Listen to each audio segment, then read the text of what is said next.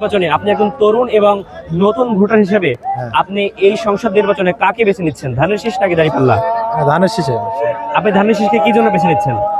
এখানকার জায়গায় আমাদের মান্দা ৪ আসনে, যেটা আর কি ডাক্তার একজন ভালো লোক, সৎ মানে তার সবকিছুই মানে ভালো আর কি। আপনি দাঁড়িপাল্লাকে কি জন্য বেছে নিচ্ছেন না? সেটা তো বলা যায় না। বেছে নিচ্ছি তরুণ হিসেবে দাঁড়িপাল্লাকে। আপনি দাঁড়িপাল্লাকে কি জন্য বেছে নেবেন? দাঁড়িপাল্লাকে বেছে নিচ্ছি কারণ দাঁড়িপাল্লা হলো ইসলামিক একটা সংগঠন, আর আমরা হচ্ছে মুসলমান দৃষ্টিতে আমরা ইসলামিক সংগঠনকে পছন্দ করব, এটাই স্বাভাবিক। জি, আপনি ধানের শীষকে কি জন্য বেছে নেবেন না? ধানের শীষকে বেছে নেব না, এটার হচ্ছে কোনো বিশেষ কারণ নাই, কিন্তু যার যার মতে একটা দলকে তিনি হচ্ছে পার্সোনাল ভাবে পছন্দ করে, আর আমি হচ্ছে সেটা হলো দাঁড়িপাল্লাকে পছন্দ করি। এটা আগামীতে যিনি নতুন এমপি হবে তার কাছে আপনার কি প্রত্যাশা থাকবে? আগামীতে যিনি নতুন এমপি হবে তার কাছে আমার প্রত্যাশা একটাই, সেটা হচ্ছে যেন আমাদের হচ্ছে দেশটা ইসলামিক মতে এবং আদর্শ অনুযায়ী চলে। জি, ধন্যবাদ। দাঁড়িপাল্লা নাকি ধানের শীষ? এখন তো দাঁড়িপাল্লাই বেটার। আপনি দাঁড়িপাল্লাকে কি জন্য বেছে নিচ্ছেন? এমনি ভালো ধানের শীষের প্রতীককে বেছে নিচ্ছেন নাকি দাঁড়িপাল্লাকে? ধানের শীষ হয়, আপনি ধানের শীষকে কি জন্য বেছে নিচ্ছেন? ভালো লাগে এজন্য। প্রত্যাশা বলতে আপনার হচ্ছে এলাকার উন্নয়ন যাতে করে। একজন তরুণ ভোটার হয়ে আপনি মান্দাতে কোন প্রার্থীকে সবচেয়ে যোগ্য মনে করছেন? আমার কাছে মনে হয় দুটাই মনে হয়, ধানের শীষ এবং দাঁড়িপাল্লা। কিন্তু দাঁড়িপাল্লা হলে ভালো হতো, কিন্তু ওটা হলো ইসলামী একটা সংবিধান, এই জন্য আমি দাঁড়িপাল্লাকে বেশি সাপোর্ট করি। তার কাছে আপনার কি প্রত্যাশা থাকবে?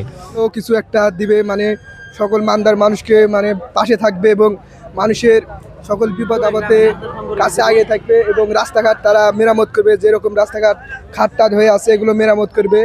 এবং আমরা কিশোর এবারকার ভোট দিব, আমরা যেন আমাদের আশা আছে ভালো একজন এমপি হোক এই মান্দাতে এবং আমাদের গরিব দুঃখী মানুষের পাশে দাঁড়াক এবং পাশে থাকুক। এগুলো আসলে এমপি হিসেবে আমি ধানের শীষকে দেখতে চাই।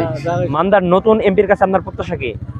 প্রত্যাশা তিনি অনেক উন্নয়ন করা প্রতিশ্রুতি দিছে বা করবে আশা করি, বা ভালো লোক আমরা জানি। আপনি দাঁড়িপাল্লাকে কি জন্য বেছে নেবেন না? দাঁড়িপাল্লা আমরা বিএমপি করি, তো আগে থেকে আমরা বিএমপি করি, আমরা বাপ দাদা আমল থেকে বিএমপি করি, বিএমপি কে মনে করতে সমর্থন করি। এই জন্য আমার মার্কা ধানের শীষ। কোন প্রতীককে বেছে নেবেন? দাঁড়িপাল্লা। দাঁড়িপাল্লা। আপনি দাঁড়িপাল্লাকে কি জন্য বেছে নেবেন? দাঁড়িপাল্লা এই জন্য যে ইসলামিক আইনকরণ চালু হবে এই জন্য। নির্বাচনে মান্দার এমপি হিসাবে আপনি কোন প্রার্থীকে বেছে নিতে চাচ্ছেন? ভাই যদিও বা আমি প্যাট নীতি করি ভাই, রাজনীতি মনে মনে আমি বিএনপি করি ভাই, বুঝতে পারলেন? নতুন ভোটার হিসেবে আপনি কাকে বেছে নিচ্ছেন? জামাতকে। জামাত ইসলামকে। আপনি জামাত ইসলামকে কি জন্য বেছে নেবেন? জামাত মনে করো দেশের জন্য ভালো ইয়ে করবে, তাই দেশ ভালো পরিচালনা করবে তাই। এবং ধানের শীষকে আপনি বেছে নেবেন না কি জন্য? এখনই মারামারি গন্ডগোল হয়ে যাচ্ছে, সব ইয়ে হচ্ছে তাই। নির্বাচনে আপনি একজন তরুণ ভোটার হিসেবে আপনি কাকে বেছে নেবেন? আমি তো দাঁড়িপাল্লাতে দিতে চাই ভাই। আপনি দাঁড়িপাল্লাতে কি জন্য বেছে নিচ্ছেন? আমাকে দাঁড়িপাল্লাই ভালো লাগে ভাই, কারণ ওরা সৎ, কারণ ওদের হাতে দেশ যায়, তার কোনো দুর্নীতি হবে না, এই জন্য আর কি। এবং ধানের শীষকে আপনি বেছে নিচ্ছেন না কি জন্য? এটা তো আমি সঠিক বলতে পারবো না ভাই। আগামী মান্দার যিনি নতুন এমপি হবেন তার কাছে আপনার কি প্রত্যাশা থাকবে? অবশ্যই দেশ যাতে সুষ্ঠুভাবে পরিচালিত করতে পারে এই আর কি। আপনি মান্দার এমপি হিসেবে কাকে দেখতে চাচ্ছেন? আকিব। আপনি আব্দুর রাকিবকে কি জন্য দেখতে চাচ্ছেন? ভালো লোক, আর তো এমপি করা হয়েছে।